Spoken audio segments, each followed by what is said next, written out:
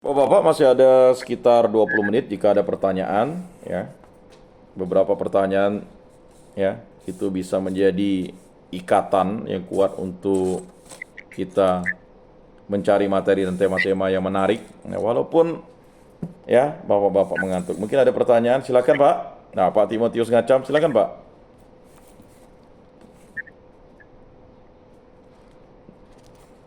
Walaupun tidak nampak mukanya, saya melihat dari bajunya. Suaranya belum keluar. Silakan Pak.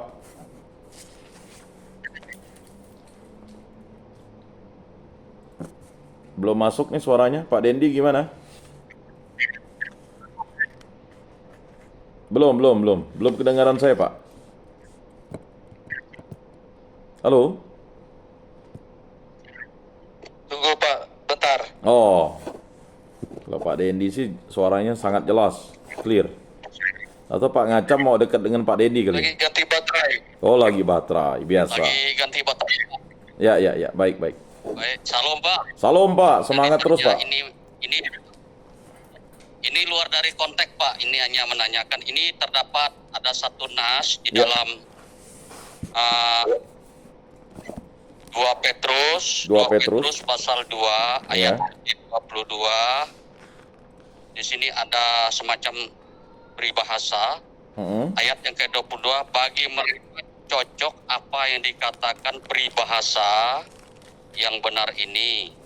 Anjing kembali lagi ke muntahnya dan Mm. babi yang mati kembali lagi ke kumbangnya. Terima kasih Pak, mohon penjelasan. 2 Petrus berapa Pak? 2 Petrus pasal 2 Mm-mm. ayat yang ke-22. Ayat ke-22 ya. Ya. Ya, bagi mereka cocok apa yang dikatakan peribahasa yang benar ini. Anjing kembali lagi ke muntahnya dan babi yang mandi kembali lagi ke kubangannya. Nah, ini Pak. Ayat ini sebenarnya itu Petrus atau Rasul Petrus ingin menjelaskan bahwa ya, banyak yang menjadi pengikut Kristus itu kembali ke cara hidup yang lama.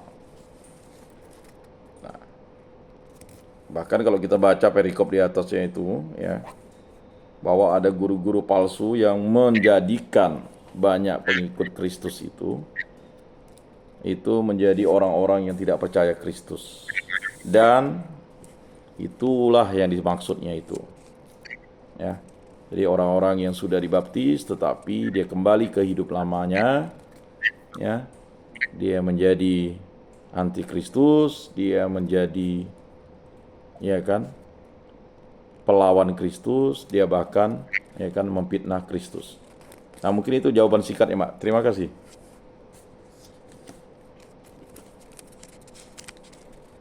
Makasih Pak, Ya. jelas. Silakan kalau ada pertanyaan lagi, 15 menit masih ada. Pak Dendi mungkin. Pak Andre udah lama enggak dengar. Ah, Pak Atis ya. Pakai baju putih. Karena saya tidak terlalu jelas di sini nampaknya. Oh, bukan. Pak Niko. Kayaknya enggak ada Pak. Eh? Kayaknya enggak ada. Ya, lanjut ya. Ya. Bimbingan penyuluhan dan katekese ini, ya kan, seperti yang saya sampaikan, saya ingin menjelaskan tentang ya, masih ada sambungan yang kemarin itu terlibat sebagai warga negara ya. Jadi kehidupan demokrasi tidak dapat produktif tanpa keterlibatan setiap orang secara aktif, bertanggung jawab dan murah hati meskipun dalam bentuk tingkat tugas dan tanggung jawab yang berbeda-beda dan saling melengkapi. Ya.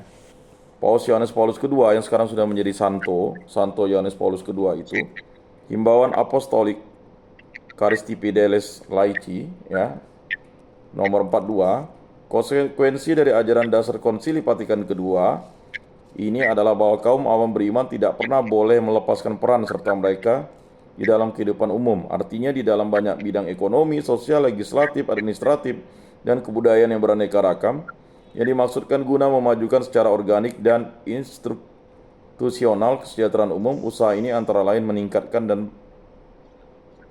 pertahanan kebaikan-kebaikan. Jadi pertanyaan Pak Niko kemarin itu membuat harus kembali kita refleksikan bahwa kita tidak boleh lalu menjadikan kehidupan di dunia ini yaitu menjadi pemenang atas kehidupan rohani kita.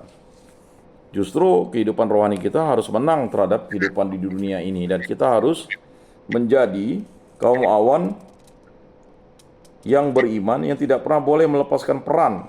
Jadi peran kita itu tidak boleh kita lepaskan. Jadi banyak di antara kita mungkin di tempat ini merasa, saya tidak mau lagi berperan nih karena merugikan saya tidak mau jadi kepala desa lagi, jerak saya. Atau saya tidak mau jadi ketua RT lagi. Saya tidak mau membuat perusahaan lagi. Saya tidak lagi ingin buat LSM lagi. Saya tidak ingin misalnya menjadi pedagang lagi. Saya tidak ingin lagi menjadi petani. Ya kan? Saya ingin pelayanan saja. Ya tidak.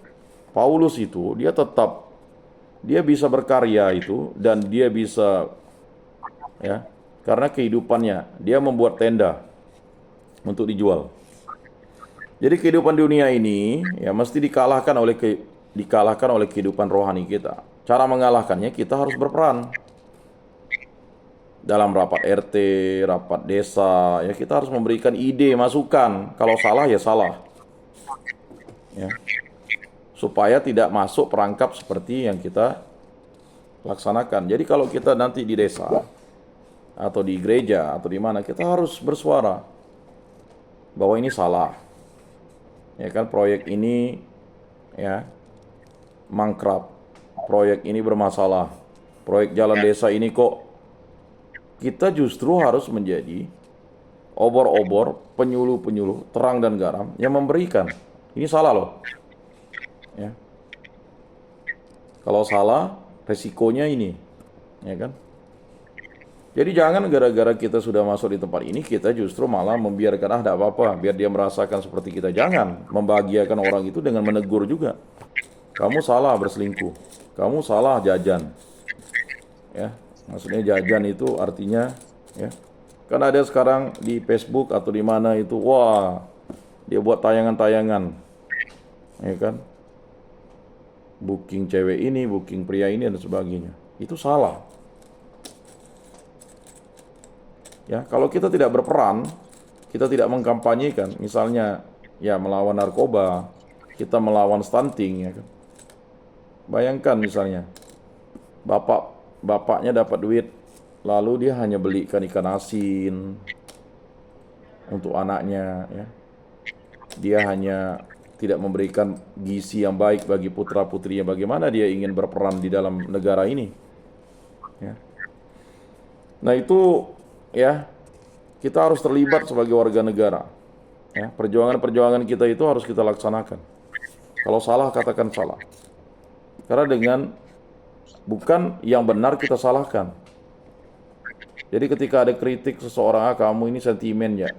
Dulu, kamu mengkritik ini, setelah jadi kepala desa, kamu melakukan itu juga. Nah, ini terkadang kita hidup, menjadi pribadi yang akhirnya tidak memiliki prinsip hidup.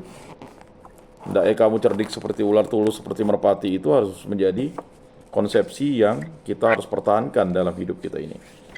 Nah itu sekelumit yang mungkin ditanyakan Kemudian juga Pak Buharjo juga saya baru mendengarkan keterlibatan dalam politik. Sebenarnya di beberapa kegiatan pun saya dengarkan begitu. Tidak Jadi seri dokumen gerejawi nomor 65 tentang peran serta umat Katolik di dalam kehidupan politik. Artikel 1 menandaskan bahwa komitmen umat Kristiani di dalam dunia telah menemukan suatu keragaman. Ungkapan selama 200 tahun yang telah berlalu, ungkapan itu adalah keterlibatan umat Kristiani dalam kehidupan politik. Umat Kristiani sebagaimana seorang penulis gereja awal mewartakan, memainkan peran mereka yang penuh sebagai warga negara. Kita bisa baca di Katekismus Gereja Katolik nomor 2240 atau 2240 ya. Gereja menunjuk teladan dalam diri Santo Thomas More yang telah dimaklumkan sebagai pelindung para negarawan dan politisi. Ia telah mengajarkan melalui hidup dan kematiannya bahwa manusia tidak dapat dipisahkan dari Tuhan. Nah, ingat, manusia tidak dapat dipisahkan dari Tuhan. Jadi Bapak-bapak, saudara-saudara yang terkasih, hidup kita tidak bisa dipisahkan dari Tuhan karena roh yang diberikan Tuhan kepada kita. Ya. Atau para politisi tidak dapat dipisahkan dari moralitas. Jelas, politisi tidak bisa dipisahkan dari moralitas. Jadi wajarlah seorang politisi itu dikritik moralitasnya. Dan wajarlah seorang politisi Kristiani atau politisi Katolik maupun politisi Protestan itu dikritik. Apalagi kalau dia misalnya melakukan pelanggaran seksual, melakukan tindakan asusila. Jadi begini, kalau dia kawin lagi, itu kan dikritik habis-habisan, dia tidak bermoral. Jadi moral Kristiani tentang perkawinan itu sudah tetap kekal. Ya, perkawinan itu monogami. Dan tidak bisa dikritik ya, oleh apapun. Tetapi, kalau sebagai politisi lalu berselingkuh, memiliki istri lebih dari satu, ya akibatnya moralnya tidak bagus. Dan itu menjadi batu sandungan memang. Nah, tetapi ingat, kritikan-kritikan itu harus disampaikan secara elegan, bukan disampaikan untuk menjatuhkan lawan. Ya. Dan juga kita harus pahami apa yang dilakukan seorang rasul yang bernama Thomas. Thomas ini membuka dimensi politik yang luar biasa. Dia tidak percaya kalau tidak melihat. Ya memang terkadang apa yang disampaikan oleh Santo Thomas ini sangat kontroversi kepada diri kita sekarang. Ya. Kita harus dapat uang baru kita milih. Ngapain percaya dengan kamu 5 tahun kan? Nah ini terkadang menjebak banyak politisi masuk ke dalam kuasa-kuasa dunia, kuasa kegelapan dan kuasa hawa nafsu. Jadi kita coba perhatikan Thomas. Rasul Thomas itu, atau Thomas lahir di Galilea dan dikenal sebagai salah seorang dari ke-12 Rasul Yesus. Thomas yang disebut juga Didimus artinya kembar. Jadi Didimus itu artinya kembar. Mungkin banyak yang tidak paham arti Didimus itu. Ya. Adalah seorang nelayan pembantu. Ia tidak memiliki perahu sendiri. Hidupnya serba berkekurangan. Hal inilah yang membuatnya bersikap selalu hati-hati. Jadi masyarakat sekarang itu kan makin sering berhati-hati. Lalu masyarakat pesimis. Sama seperti Thomas itu pesimis dan cepat menyangka akan terjadi hal yang buruk atas dirinya. Jadi kalau kita sampai apolitik itu bahaya. Ya. Thomas dikenal berani. Thomas hadir dalam peristiwa pembangkitan Lazarus dan perjamuan terakhir. Di antara ke-12 Rasul, Thomas dikenal sebagai orang yang tidak mudah mempercayai sesuatu. Jadi memang dalam dunia sekarang ini masyarakat tidak mudah mempercayai sesuatu. Janji-janji kampanye, janji-janji ini apalagi dalam menghadapi ya pilkada ya. Janji-janji itu. Dan janji-janji itulah yang dituntutnya. Memang seorang politisi itu berjanji. Kalau tidak berjanji bagaimana dia bisa dipercayai orang? Nah, itu dia. Tetapi ketika dia tidak menepati janji, dia tidak dipercaya orang juga, kan begitu. Kepercayaan itulah yang dibangun, trust. Tetapi trust itu dibangun juga oleh fakta-fakta yang terjadi di lapangan. Kalau membangun jalan lalu jalannya telait, baru diaspal seminggu sudah hancur, atau membangun gedung sekolah dengan kelas bahan-bahan kelas 3, kelas 4, bukan kelas 1, akibatnya apa? Ini berdampak. Nah, keraguan Thomas berakhir setelah menyaksikan sendiri kehadiran Yesus di hadapannya. Sementara pintu-pintu terkunci, Yesus datang dan ia berdiri di tengah-tengah mereka dan berkata, "Damai sejahtera bagimu." Kemudian ia berkata kepada Thomas, "Taruhlah jarimu di sini dan lihatlah tanganku. Ulurkanlah tanganmu dan cucukkanlah ke dalam lambungku, dan jangan engkau tidak percaya lagi, melainkan percayalah." Thomas menjawab kepadanya, "Ya Tuhanku dan Allahku." Nah ini adalah jawaban Thomas yang luar biasa. "Ya Tuhanku dan Allahku." Ini menegaskan bahwa Yesus itu sungguh-sungguh Tuhan dan sungguh-sungguh Allah. Tentang sikap Thomas ini, Santo Agustinus menulis, dengan pengakuannya dan dengan menjamah luka Tuhan, ia sudah mengajarkan kepada kita apa yang harus dan patut kita percaya.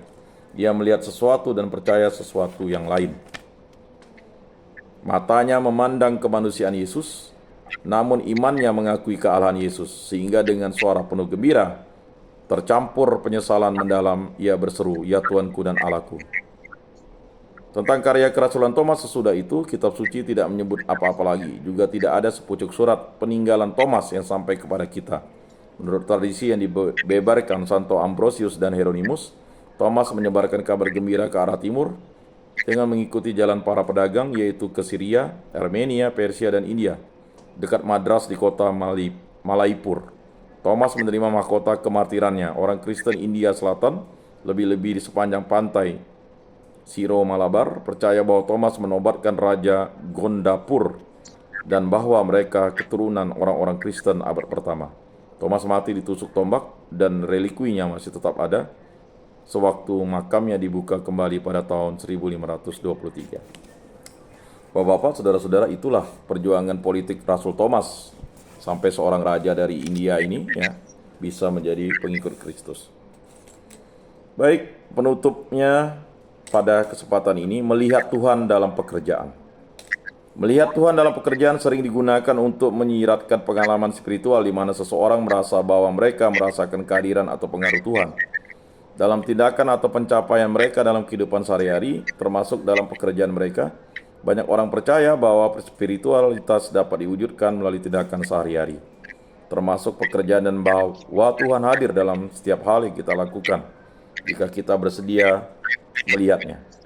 Dalam konteks pekerjaan, melihat Tuhan dapat bermakna mengakui keberadaannya dalam setiap tindakan yang kita lakukan, baik itu melayani orang lain, menjalankan tugas dengan integritas, atau mengambil keputusan yang bijaksana.